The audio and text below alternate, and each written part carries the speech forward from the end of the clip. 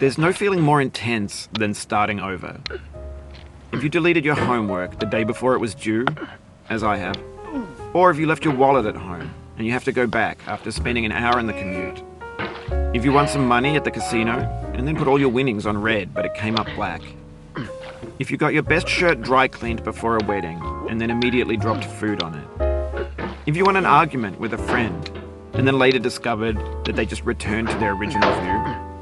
Starting over is harder than starting up. If you're not ready for that, like if you've already had a bad day, then what you're about to go through might be too much. Feel free to go away and come back. I'll be here. Alright, thanks for coming with me on this trip. I'll understand if you have to take a break at any point. Just find a safe place to stop and quit the game. Don't worry, I'll save your progress, always, even your mistakes. This game is a homage to a free game that came out in 2002, titled Sexy Hiking. The author of that game was Jazzuo, a mysterious Czech designer who was known at the time as the father of B games. And B games are rough assemblages of found objects. Designers slap them together very quickly and freely, and they're often too rough and unfriendly to gain much of a following. They're built more for the joy of building them than as polished products. In a certain way, Sexy Hiking is the perfect embodiment of a B game. It's built almost entirely out of found and recycled parts, and it's one of the most unusual and unfriendly games of its time. In it, your task is simply to drag yourself up a mountain with a hammer. And that act of climbing, in the digital world or in real life, has certain essential properties that give the game its flavor. No amount of forward progress is guaranteed. Some cliffs are too sheer or too slippery. And the player is constantly, unremittingly in danger of falling and losing everything. Anyway, when you start Sexy Hiking, you're standing next to this dead tree that blocks the way to the entire rest of the game. It might take you an hour to get over that tree, and a lot of people never got past it. You prod and you poke at it, exploring the limits of your reach and your strength, trying to find a way up and over. And there's a sense of truth in that lack of compromise. Most obstacles in video game worlds are fake.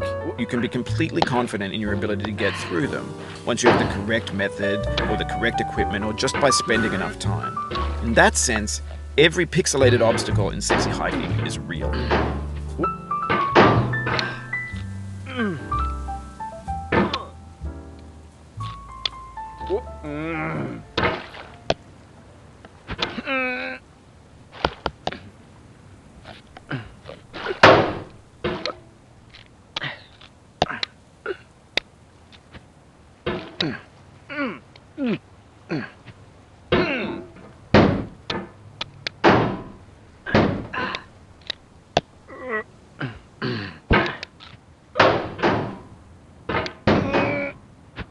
Oh, you just lost a lot of progress. That's a deep frustration, a real punch in the gut.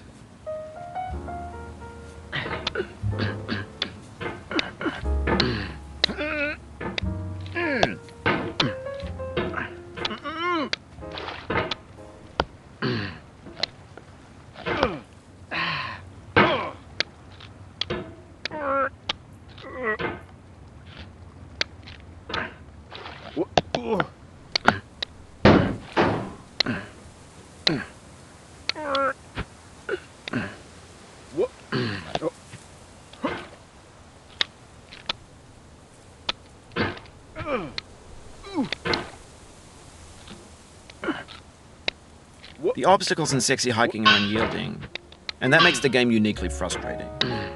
But I'm not sure Jazzuo intended to make a frustrating game.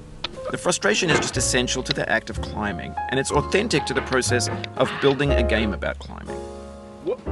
A funny thing happened to me as I was building this mountain. I'd have an idea for a new obstacle, and I'd build it, test it, and it would usually turn out to be unreasonably hard. But I couldn't bring myself to make it easier. It already felt like my inability to get past the new obstacle was my fault, as a player rather than as a builder. Imaginary mountains build themselves from our efforts to climb them, and it's our repeated attempts to reach the summit that turns those mountains into something real.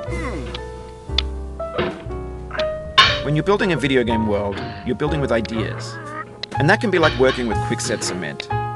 You mold your ideas into a certain shape that can be played with. And in the process of playing with them, they begin to harden and set until they're immutable, like rock. And at that point, you can't change the world. Not without breaking it into pieces and starting fresh with new ideas.